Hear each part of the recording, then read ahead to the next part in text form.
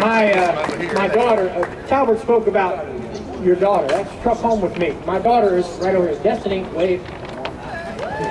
This is my daughter. I got a CWP years ago. Then I decided to become a CWP instructor. My daughter got her CWP. And my daughter became an instructor. And my daughter has a daughter. We're all very concerned about keeping our family safe. But my daughter just a minute ago said, I'm cold. Is anybody here cold? No. You're getting warm now, aren't you? Okay? You're generating heat. Guess who can feel that heat? They better. I don't know about you, but I would love, across this nation, but more especially in South Carolina, to end gun-free zones now. Repeat after me. End gun-free zones now. Okay, thank you. Our next speaker is Harry Kibler, president and founder of Rhino Hunt. Is anybody aware of Rhino Hunt? Oh yeah. I know what a rhino is. Organization. Welcome, Harry Kibler. All right. Thank you all very much. Kind of might be a sign from God. The sun came out just before I got up here. I don't know. Rhino Hunt, I'll just take a second. Rhino Hunt, we're committed to hunting down rhinos, all right? Republicans in name only. You see, the people that occupy this building here Tuesday, Wednesday, Thursday, the overwhelming majority of them claim to be Republicans. And Republicans claim to support things like the Second Amendment, freedom, smaller government, lower taxes, more personal responsibility.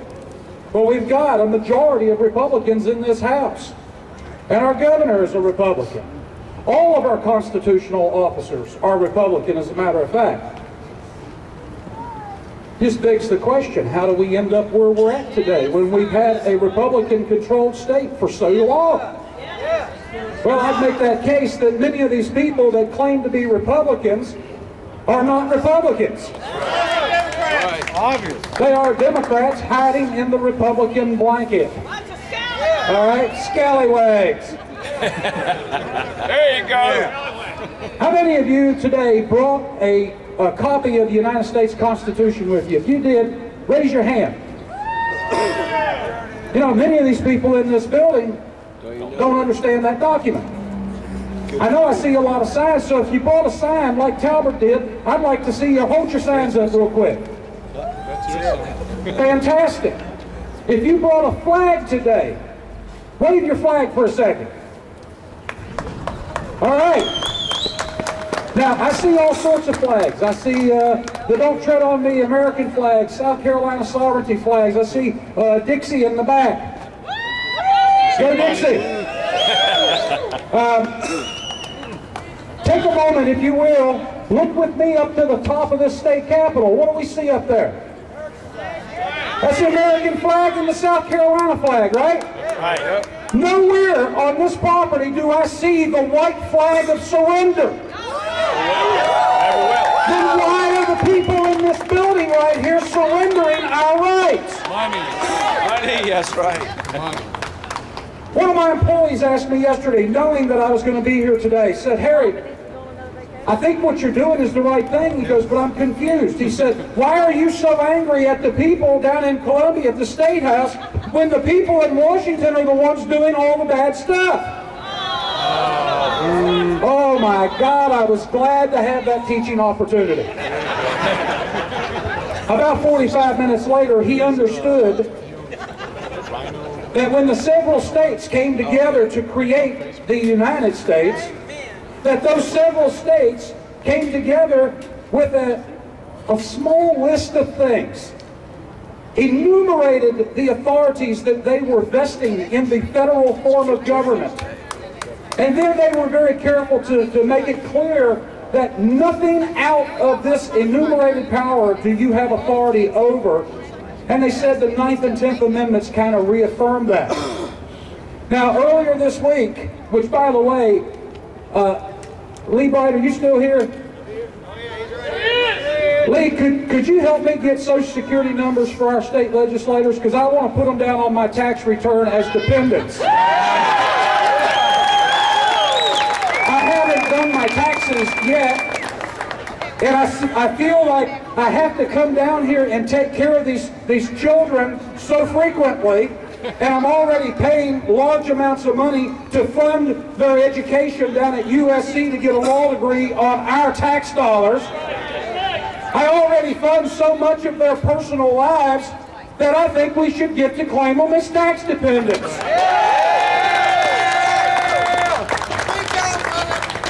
All right. Earlier this week, I came down here to testify before a House subcommittee on the nullification of Obamacare. If you were at that subcommittee meeting, raise your hand just real quick. I know there's some. Thank you for those that are. But let me tell you exactly what happened in that subcommittee meeting. Y'all familiar with the word contempt, as in contempt of court? Well, the lawmakers that were in that subcommittee to hear testimony had complete, utter, total contempt for the people like you that came to testify before that committee. They have contempt for us. These so-called conservative Republicans, they have contempt for you.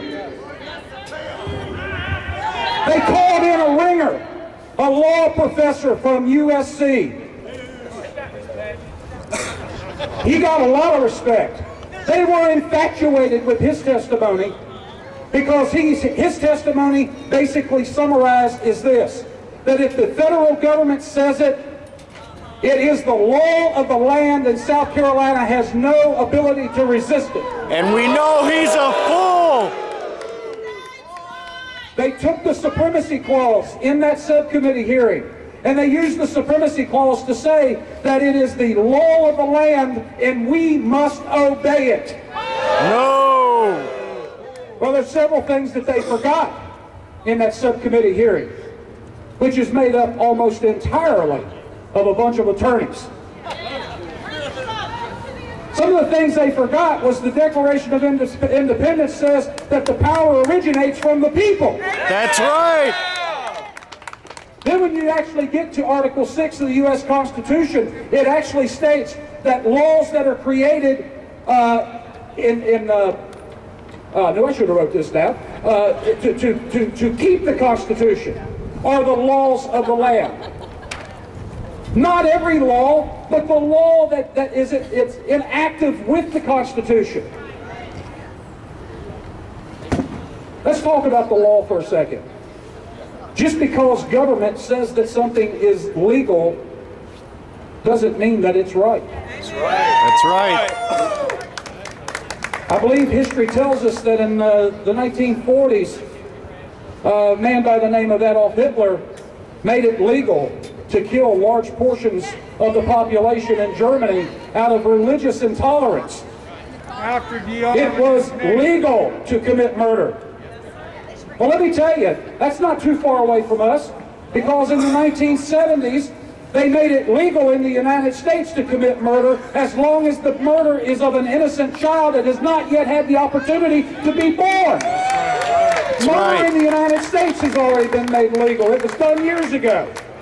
Where were the people in this building to protect life, liberty, and the pursuit of happiness during that? Where have they been ever since? Almost every one of these politicians will get up here today and tell you, I'm pro-life, because they know that's what you want to hear. Which one of them has sponsored legislation to nullify the Supreme Court decision on abortion? That's right. Murder. Let me get into really what I want to carry out here. This is a Second Amendment rally, but all of these amendments, as the speakers before, they're connected. You can't dissolve one without affecting the others. Why would a South Carolina state legislator want to side with a false interpretation of the Supremacy Clause of the United States that disallows him or her to protect the people in South Carolina? Because they're socialists. I'll tell you why. It's called corruption. It is called corruption. That old saying about follow the money. Well, just in the research that we did on the nullification of Obamacare, and this is just one example, we found out that hospital associations, medical associations, other associations have given the men and women that work in this building, only on the House side, over $250,000 last year alone. And 2 days before the committee that I testified at, they came back and took them out to lunch. I had a couple hours with them, but then we only get a few minutes to say what we want. You know, we ought to take up a collection here today so we can go out and buy us some legislators before they're all gone. I'm telling you here today that if these people in this building will not protect your Second Amendment rights, if they won't protect us from the devastating effects of Obamacare, if they won't protect us from unconstitutional powers such as the U.S. Department of Education, the U.S. Energy Department, all those other things, what makes you think that they're going to protect your Second Amendment rights? I'm telling you they won't. This past week I became in possession of a document that came from the Alan Wilson, the South Carolina Attorney General's office, saying that South Carolina sheriffs do not have the authority to prevent a federal agent from taking your guns. I've got the document.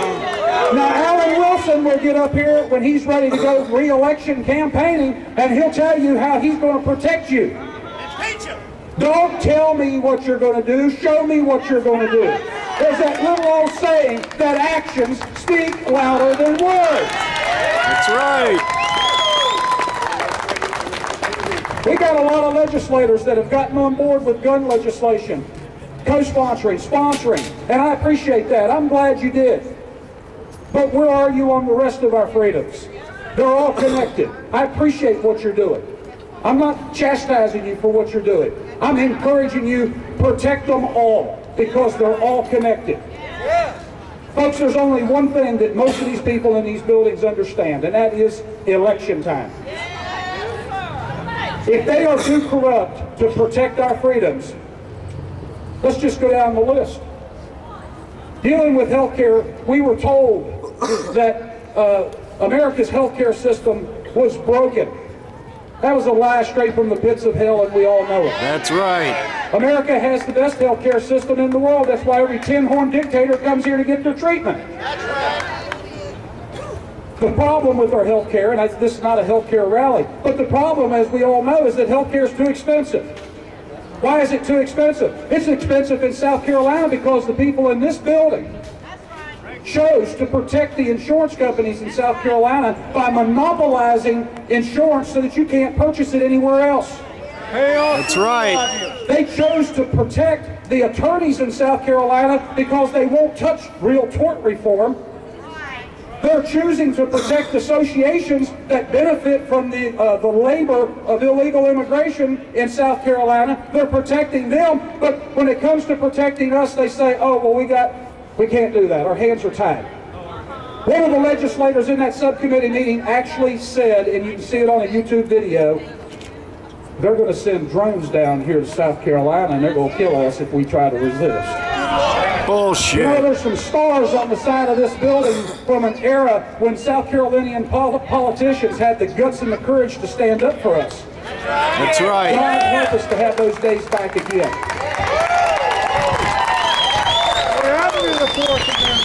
And my last comment is just because it's been aggravating me all morning. These floppy signs that we see up here, how many of them have we had to put back together and set them back up again? Every one of them.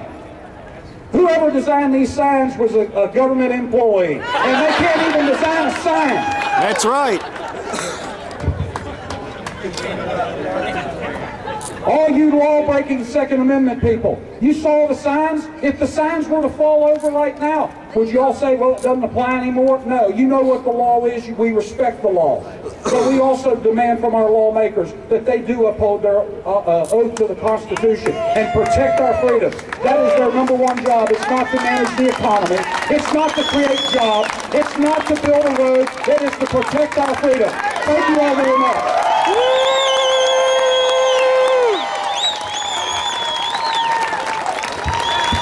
Harry Kibler, right on. Thank you. That's why we need Rhino Hunt. Every